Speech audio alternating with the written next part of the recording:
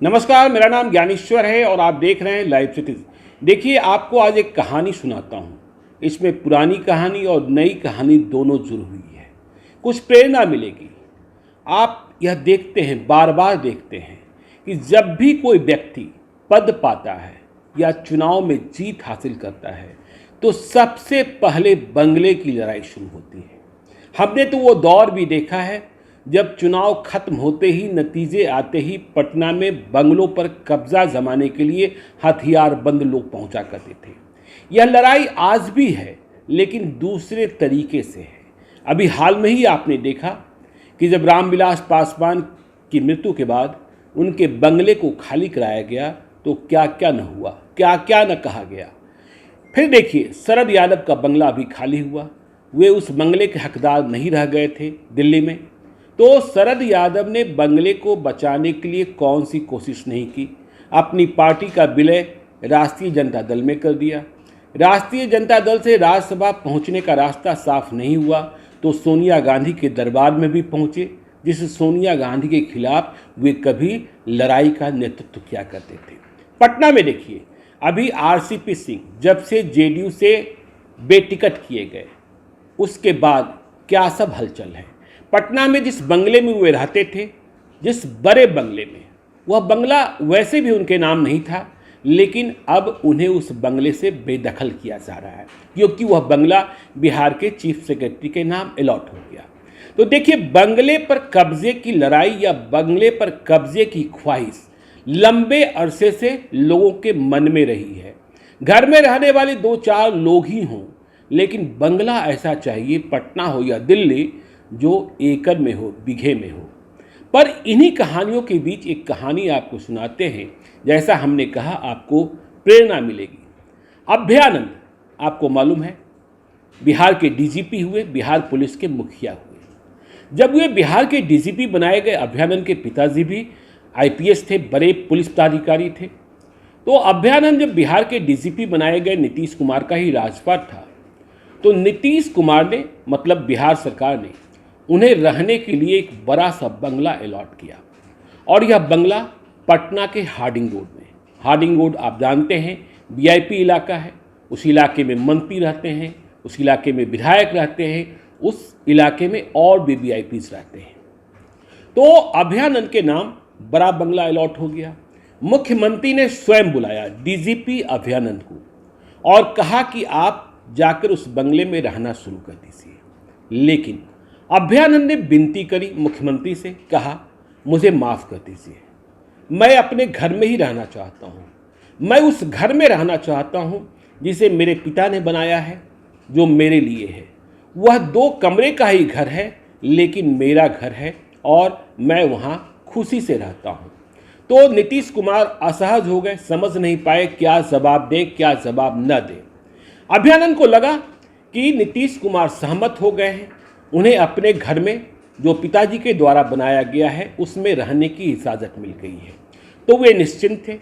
लेकिन 2 दिनों के बाद ही राज्य सरकार का एक आदेश उन्हें प्राप्त हुआ आधिकारिक तौर पर, और कहा गया कि आप तत्काल, बिहार पुलिस के महानिदेशक नियुक्त किए गए हैं, आप हार्डिंग रोड के इस आवंटित बंगले में शिफ्ट कर जाएं। अभयानंद को लगा कि ये क्या, मैंने तो मुख्यमंत्री से बात कर ली थी, फिर मुझे उस बंगले में जाने को मजबूर क्यों किया जा रहा है। तो वे परेशानी में फंस गए और फिर सोचने लगे कि यदि मैं उस बंगले में नहीं गया जो सरकार ने मुझे आवंटित किया है, बड़ा बंगला है, तो मुझे क्या परेशानी हो सकती है। तो अभयानंद को ख्याल आया कि मुझे हाउस रेंट अलाउंसेज, जिसे कहते हैं मकान भत्ता, सरकारी सेवक के तौर पर मुझे जो प्राप्त होता है, शायद उसे कह दिया जाएगा कि यह मैं नाजायज़ तौर पर प्राप्त कर रहा हूँ। तब 16,000 रुपये महीने, 16,000 पर मंथ मकान भत्ता के हकदार अभयानंद थे। तो अभयानंद ने सोचा, बेचारा, अपने लोगों से विचार किया, लीगल एडवाइस प्राप्त किया और इसके बाद अकाउंटेंट जनरल को यह पत्र लिखा कि मैं अपने घर में रहता हूँ, जो मेरे पिताजी के द्वारा बनाया हुआ है। मुझे कोई भाड़ा नहीं देना होता है, मुझे कोई रेंट नहीं देना होता है, इसलिए जो 16,000 रुपये प्रति माह मैं पाने का हकदार हूँ, यह मैं सरेंडर करता हूँ, मुझे इसे प्राप्त नहीं करना है। अभयानंद को लग गया था कि यदि हम प्राप्त करेंगे और आगे फिर परेशानी आएगी तो हम जवाब नहीं दे पाएंगे।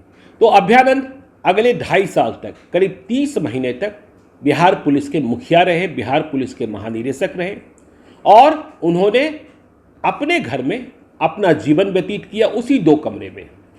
और 4,80,000 रुपये, मतलब 16,000 रुपये प्रति महीने के दर से 30 महीने में 4,80,000 रुपयों का उन्होंने नुकसान बर्दाश्त किया। अभयानंद इस बात को सोशल मीडिया पर भी शेयर करते रहे हैं कि देखिए, मैं जैसे भी रहा, जहाँ भी रहा, मुझे बड़े बंगले की ख्वाहिश नहीं रही, और जब बड़े बंगले की ख्वाहिश नहीं रही तो मुझे कभी बंगला छोड़ने का गम भी नहीं हुआ। तो यह बात अभयानंद कर रहे हैं, बिहार पुलिस के मुखिया।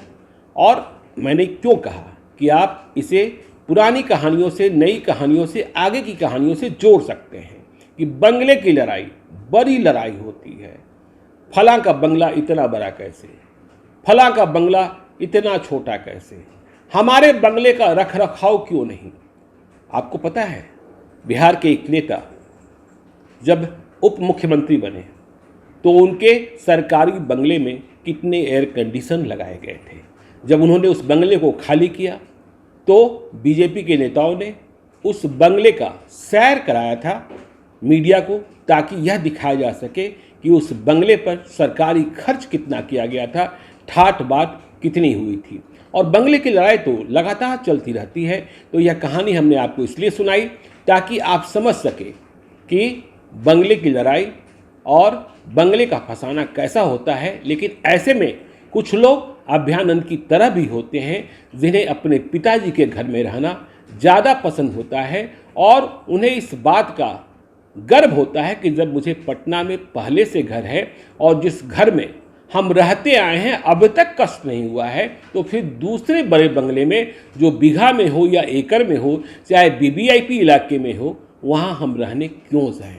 क्योंकि जब पद खत्म होगा, जब सत्ता खत्म होगी, तो फिर मुझे अपने आशियाने में ही लौटना होगा।